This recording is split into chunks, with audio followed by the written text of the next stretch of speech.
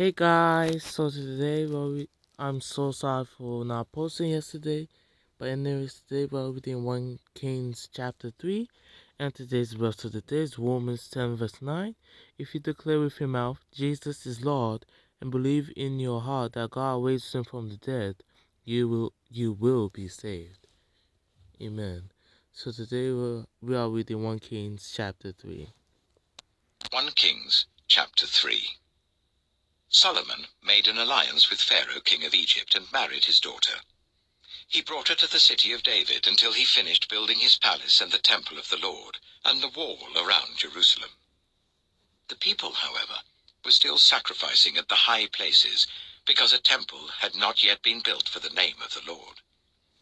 Solomon showed his love for the Lord by walking according to the instructions given him by his father David, except that he offered sacrifices and burned incense on the high places. The king went to Gibeon to offer sacrifices, for that was the most important high place, and Solomon offered 1,000 burnt offerings on that altar. At Gibeon, the Lord appeared to Solomon during the night in a dream, and God said, "Ask for whatever you want me to give you." Solomon answered, "You have shown great kindness to your servant, my father David, because he was faithful to you and righteous and upright in heart. You have continued this great kindness to him, and have given him a son to sit on his throne this very day. Now, Lord my God, you have made your servant king in place of my father David, but I am only a little child, and do not know how to carry out my duties. Your servant is here among the people you have chosen, a great people, too numerous to count or number. So give your servant a discerning heart, to govern your people, and to distinguish between right and wrong. For who is able to govern this great people of yours?" The Lord was pleased that Solomon had asked for this. So God said to him, "Since you have asked for this, and not for long life or wealth for yourself, nor have asked for the death of your enemies, but for discernment in administering justice, I will do what you have asked. I will give you a wise and discerning heart, so that there will never have been anyone like you, nor will there ever be. Moreover, I will give you what you have not asked for, both wealth and honor, so that in your lifetime you will have no equal among kings. And if you walk in obedience to me and keep my decrees and commands, as David your father did, I will give you a long life."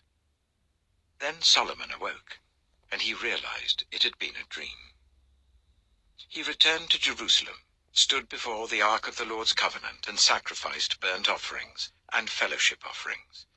Then he gave a feast for all his court. Now 2 prostitutes came to the king and stood before him. One of them said, "Pardon me, my lord. This woman and I live in the same house. I had a baby while she was there with me. The 3rd day after my child was born, this woman also had a baby. We were alone. There was no one in the house but the 2 of us. During the night, this woman's son died because she lay on him. So she got up in the middle of the night and took my son from my side, while I, your servant, was asleep. She put him by her breast and put her dead son by my breast. The next morning I got up to nurse my son, and he was dead. But when I looked at him closely in the morning light, I saw that it wasn't the son I had born." The other woman said, "No, the living one is my son, the dead one is yours." But the first one insisted, "No, the dead one is yours, the living one is mine." And so they argued before the king. The king said, "This one says, 'My son is alive and your son is dead,' while that one says, 'No, your son is dead and mine is alive.'" Then the king said, "Bring me a sword." So they brought a sword for the king. He then gave an order, "Cut the living child in 2, and give half to one and half to the other." The woman, whose son was alive, was deeply moved out of love for her son, and said to the king, "Please, my lord, give her the living baby. Don't kill him." But the other said, "Neither I nor you shall have him. Cut him in 2." Then the king gave his ruling. Give the living baby to the first woman. Do not kill him.